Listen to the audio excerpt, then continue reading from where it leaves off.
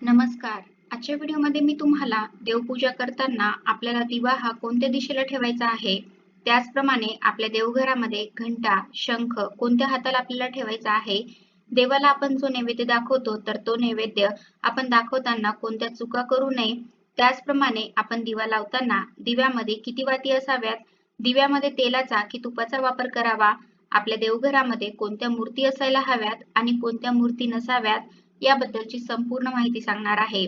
पण त्याआधी तुम्ही चॅनलवरती नवीन असाल तर चॅनलला लाईक करा आणि सबस्क्राईब देखील करा. कमेंटमध्ये श्री स्वामी समर्थ किंवा ओम महालक्ष्मी नमः लिहायला विसरू नका. आपण दररोज आपल्या देवघरामध्ये देवपूजा करत असतो, परंतु देवपूजा करताना आपल्याला काही गोष्टी ह्या माहीत असायलाच हव्यात. देवपूजा करण्या अगोदर आपण स्वच्छ स्नान करतो, चांगले वस्त्र परिधान करतो आणि यानंतरच देवपूजा करत असतो.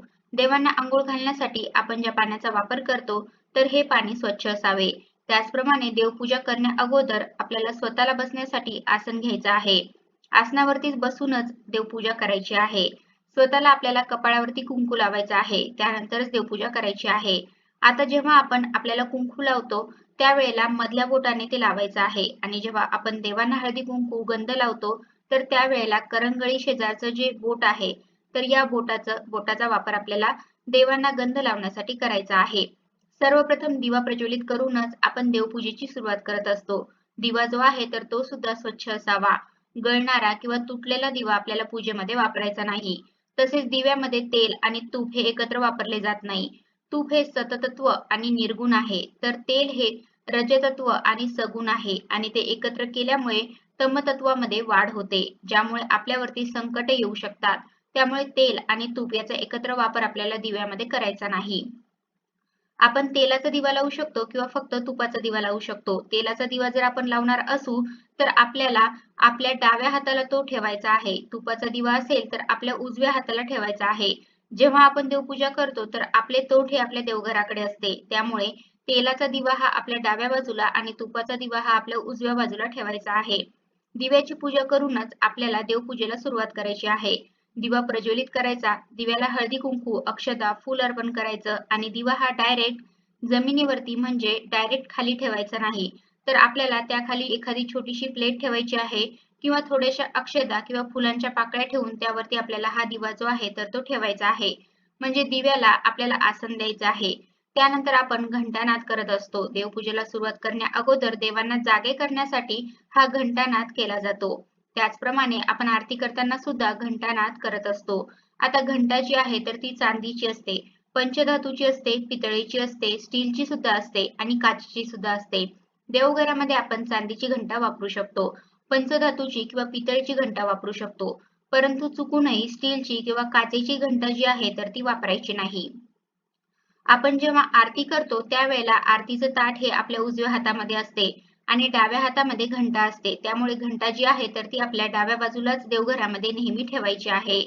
त्याचप्रमाणे घंटानाद केल्यानंतर आपण त्या घंटेची सुद्धा पूजा करत असतो. घंटेला सुद्धा आपल्याला स्वच्छ करायचं आहे. तिला हळदी कुंकू, गंध, अक्षता, फूल अर्पण करायचं आहे. घंटेवरती गरुडाचे चिन्ह असेल तर हे शुभ मानले जाते. वरच्या बाजूला हे चिन्ह असते तर त्या ठिकाणी सुद्धा आपल्याला हळद कुंकू वगैरे लावायचं आहे. घंटा सुद्धा आपल्या देवघरामध्ये अतिशय महत्त्वाची असते आणि ती ठेवत असताना आपल्या डाव्या बाजूला ती ठेवायची आहे. त्याचप्रमाणे दिव्याची जी वात आहे तर ती दक्षिणेला अजिबात करू नये. दक्षिण दिशा ही यमाची म्हणजेच मृत्यूची दिशा आहे आणि आपण जेव्हा पितरांचा दिवा लावतो किंवा दिवाळीमध्ये यमदीपदान करतो त्यावेळेलाच फक्त दिव्याची वात जी आहे तर ती दक्षिणेला करत असतो. इतर वेळेला चुकूनही वात दक्षिणेला करायची नाही. त्यामुळे देवघरातील दिव्याची वात ही दक्षिणेला कधीही असू नये. त्याचप्रमाणे देवघरामध्ये आपल्या 2 शिवलिंगे, 2 शंख, 2 शाळीग्राम तर हे असू नयेत. एकच शिवलिंग असावं, एकच शंख असावा, एकच शाळीग्राम जो आहे तर तो असावा. त्याचप्रमाणे देवांच्या मूर्तीची तोंडी जी आहे तर ती एकमेकांसमोर असू नयेत. त्याचप्रमाणे दक्षिण दिशेला सुद्धा आपल्या देवांच्या फोटोचं किंवा मूर्तीचं तोंड जे आहे तर ते असू नये. कारण आपण जर देवांच्या मूर्तीची तोंडे एकमेकांच्या समोर केली तर त्यांच्या तेजातील लहरी ह्या समोर फेकल्या जातात. यामुळे शत्रुत्वाचा दोष निर्माण होत असतो. त्यामुळे ही सुद्धा आपल्याला काळजी घ्यायची आहे. त्याचप्रमाणे आपण शंख जो आहे तर तो सुद्धा देवघरामध्ये ठेवत असतो आणि प्रामुख्याने दक्षिणावर्ती शंख हा देवघरामध्ये ठेवला जातो. त्याची पूजा केली जाते. आता शंख जो आहे तर तो कोणत्या बाजूला ठेवायचा आहे तर आपल्या उजव्या बाजूला हा शंख ठेवायचा आहे. शंख ठेवताना त्यामध्ये थोडेसे पाणी भरून आपल्याला ठेवायचं आहे.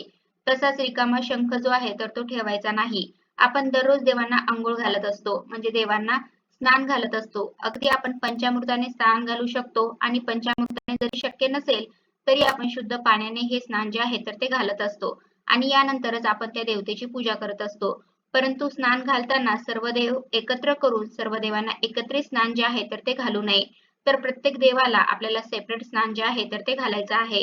अगदी आपण देवाचा टाक असेल, मूर्ती असेल, ती एका हातामध्ये पकडली आणि दुसऱ्या हाताने जरी स्नान घातले तरी सुद्धा चालेल. परंतु सर्व देवांना एकत्र म्हणजे एकाच ताम्हणामध्ये सर्व देव ठेवलेत आणि वरून पाणी ओतलं तर असं अजिबात करू नये. कारण अशी देवपूजा जी आहे तर ती मान्य केली जात नाही. त्यामुळे आपल्याला सेपरेट स्नान घालायचं आहे. एकत्र सर्व देवांना स्नान घालायचं नाही. देव जे आहे तर ते आपण बऱ्याच वेळेला साफ करत असतो. कारण देव खराब होत असतात, काळे पडलेले असतात, तर अशा वेळेला आपण हे देव साफ करत असतो. आता देव साफ करत असताना आपण दह्याचा वापर करू शकतो किंवा आपण बेसन आणि लिंबाचा सुद्धा वापर करू शकतो. परंतु देव साफ करत असताना आपल्याला शक्यतो ब्रशचा वापर हा टाळायचा आहे. आणि जरी आपण ब्रशचा वापर केला तरी ब्रश जो आहे तर तो मऊ असावा आणि फक्त देव स्वच्छ करण्यासाठीच त्याचा वापर केलेला असावा. त्याचप्रमाणे जेव्हा आपण देव साफ करतो, स्वच्छ करतो, त्यानंतर आवर्जून आपल्याला त्या देवांना दुधाने स्नान घालायचं आहे, ज्यामुळे हे जे देव आहेत तर ते शांत होत असतात. गुरुवारी किंवा एकादशीच्या दिवशी देव जे आहेत तर ते स्वच्छ करू नये.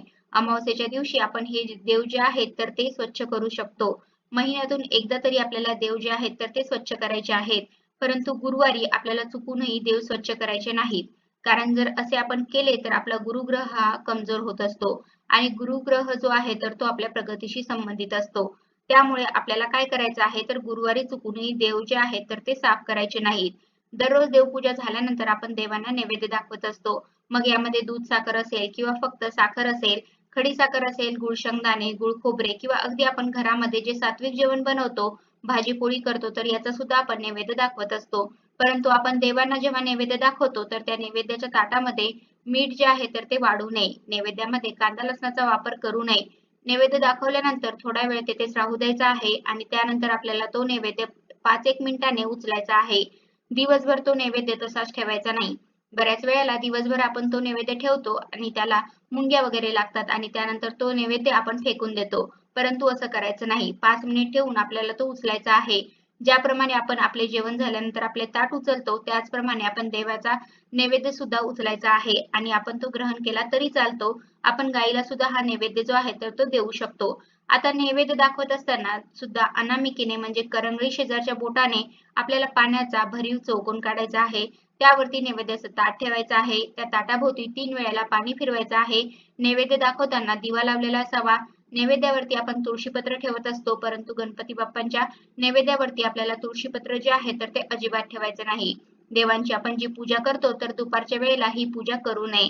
कारण दुपारची वेळ ही देवांच्या विश्रांतीची वेळ असते. आपण देवघरामध्ये वेगवेगळ्या मूर्ती ठेवत असतो, जसं की गणपती बाप्पा असतील, माता लक्ष्मी असेल, आपल्या कुलदेवीचा टाक असेल, मूर्ती असेल किंवा आपल्या कुलदेवतांचे फोटो असतील, तर अशा आपण मूर्त्या ठेवत असतो. परंतु खंडित मूर्ती कधीही देवघरामध्ये ठेवू नये.